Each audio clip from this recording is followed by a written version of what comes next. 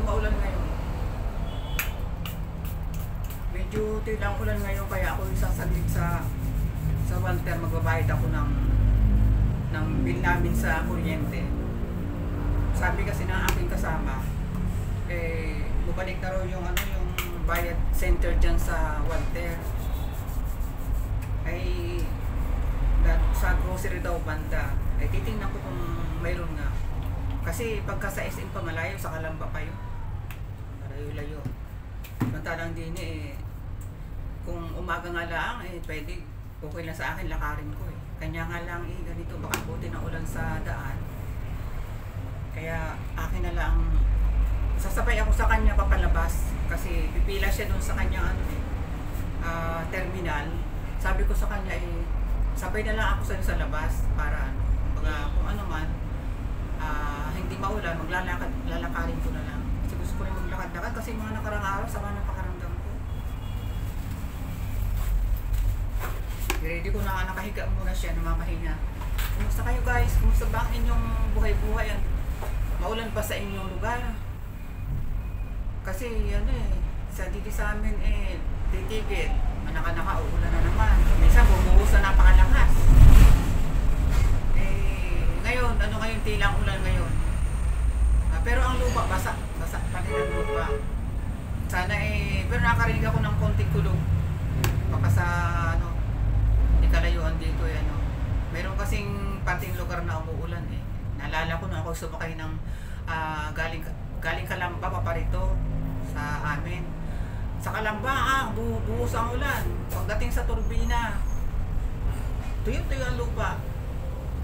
Kaya kung siguro kung saan yung maulap, doon talaga babagsak ang ulan. Hindi ko malaman kung langanin kasi ang punta ko ngayon Kailangan kasi mabayaran na yung kasi nasa due date na kami. Guys, bye muna. Baka gising na siya.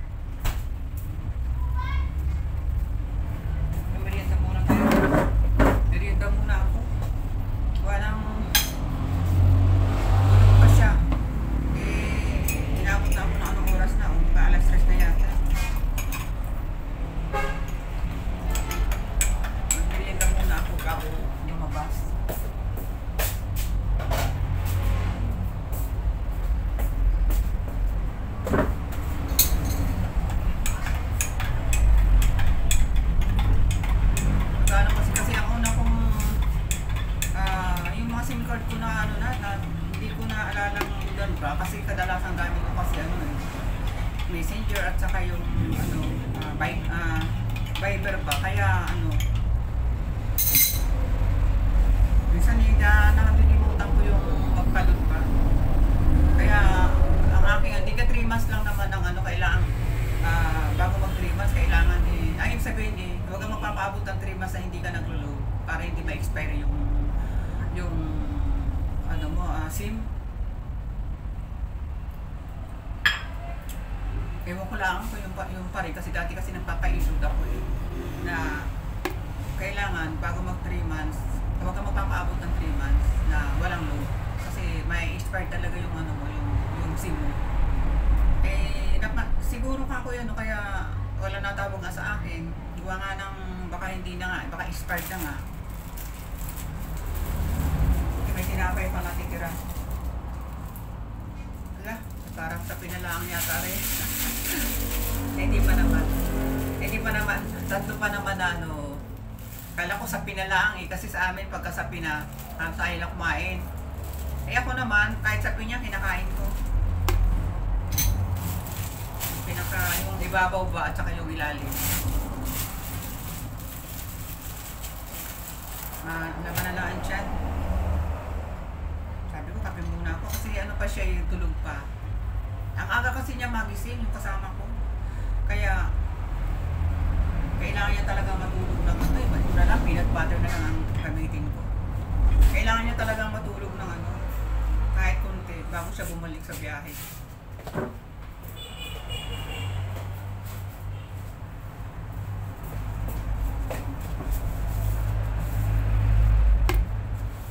Merienda tayo guys.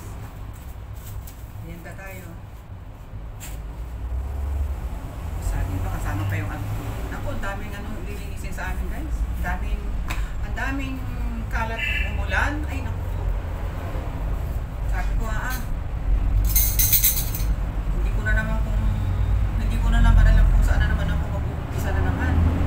Yung aming aso, ang daming kalat. Naku. Sabi ko, nasakit ng ulo ko sa mga ano na yan, mga gagawin.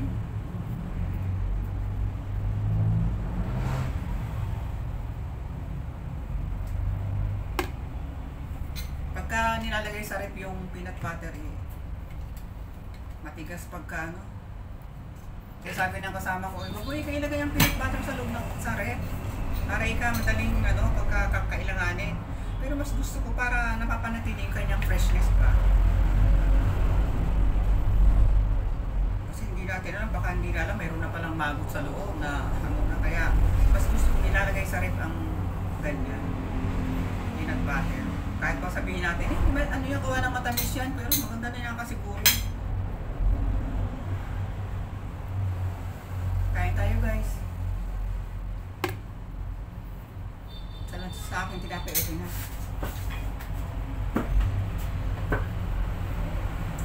Nakaupo ako dito habang inaantay ko siya. Sabi ko, open ko nga ang camera. Wala ako pang kausap.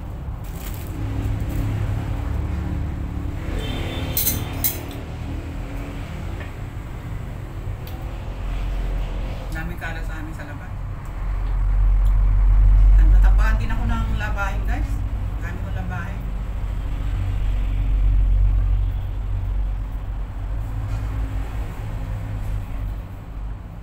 Ilang araw din ako hindi naka-upload. May mga time kasi na yung sama ng pakaramdam nakakaano naman na sabi niya kahit ano pa itsura mo, open ka ng camera. Kasi yung araw-araw mong buhay May mga time na wala akong lakas ng loob mag-open ng camera guys. Pag yung pakiramdam ko hindi maganda, para akong lalagnatin na hindi maintindihan ang pakiramdam. Siguro sign na tumatanda na. Pag ako yung bahay namin guys, yung maalat, hindi talaga komportable. Hirap gumalaw.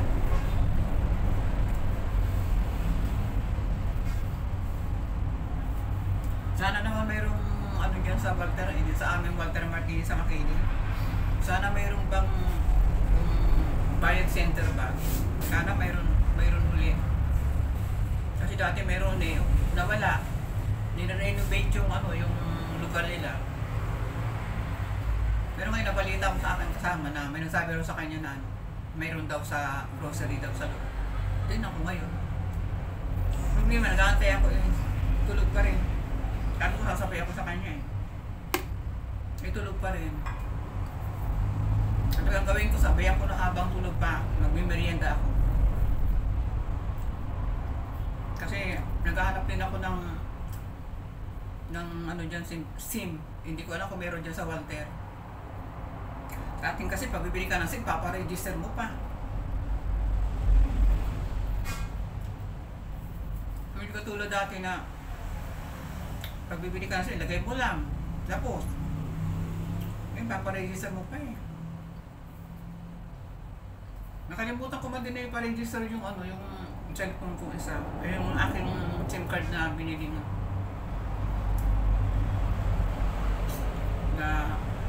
Globe at saka binigay sa akin ng kasama ko na smart. Sa hindi nyo baka na-expired na rin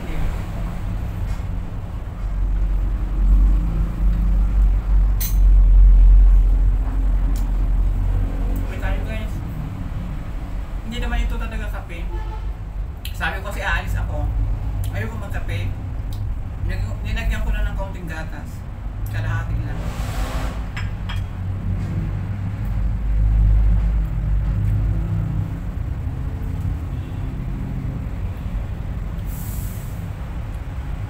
Guys ba sa lugar niyo, sa mga inyo, malakas bang ulan?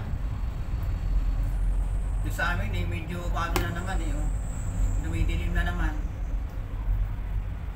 Kagabi nga akala ko, kasi natunog yung aming yung pagkagamit sa mga panahon. Akala ko, magdabag na uulan ng malakas Buti tumila din naman agad. Tapos ang ulan kanina paano lang, paambun-ambun na lang kanina. Ngayon walang ulan.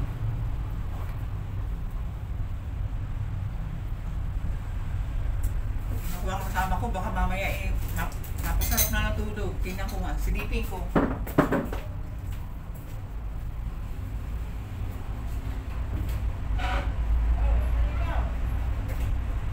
Baka, nabuti ka lang hapon? Pagka matutulog ka, papaon na lang ako.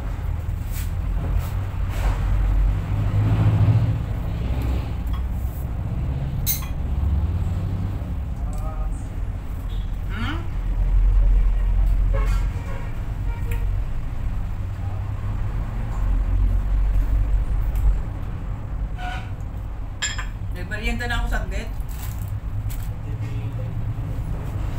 Meron, gising lang. Gising na yung mga madali na yan.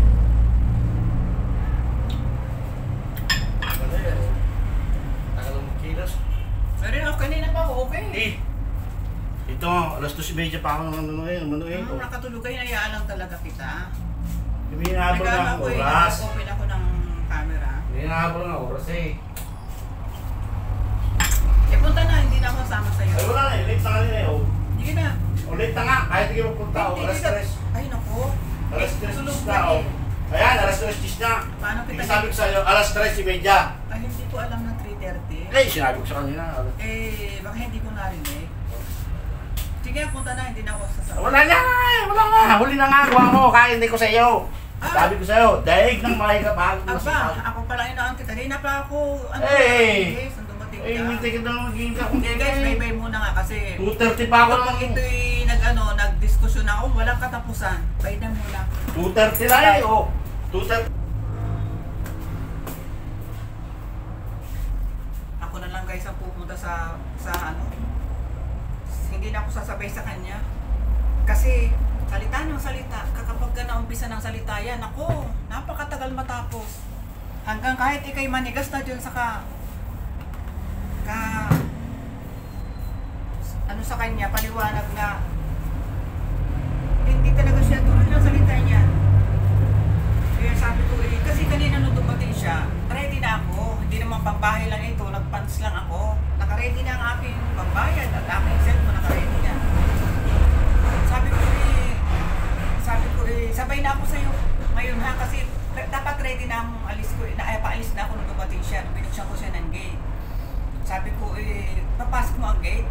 Kasi kako sasabay na lang ako sa'yo palabas. Yun na nga, pumasok sa loob. Sabi ko, sabay na lang ako sa'yo ha. Pumasok siya sa kwarto, pumunta sa kama niya, humiga. Sabi ko, sasabay na lang ako sa'yo paglabas mo, pagka lalabas ka na. Doon nakahiga siya. Hindi ko sabi ko, habang inaantay ko, baka ako kasi, hinayaan kong matulog lang kasi sabi ko madaling araw pa kasi siya gising na. Mga around 2 AM, gising na siya. Kaya hinayaan ko siya matulog. Ayaw ko siya isturbuhin. Hindi nga ako nag-iingay pag napasok sa loob. Dito nga, dahan-dahan lang hindi ako masyadong malakas ang boses. Siguro naalimpungan siguro. Akala niya siguro, ako ang inaantay niya. Hindi niya ako nag-aantay sa kanya. Kaya nga, sabi ko, kakain muna ako, merienda muna kasi hapon na rin, mag-aalas 3 na. Kapag pinutawag ginising ko, ganun galit na galit. Talaga naman. Sabi ko, ako pang nasisi. Siguro nalimpungatan siya na siya pala inaantay ko. Hindi ako ang inaantay niya. Kaya sabi ko, kasi hindi nagtigil ng salita, kainom ko muna yung camera. Sabi ko, sige, maano ka na, hindi na ako sabi sa'yo, magkukumute na lang ako. Ako na lang pupunta, makukuti ka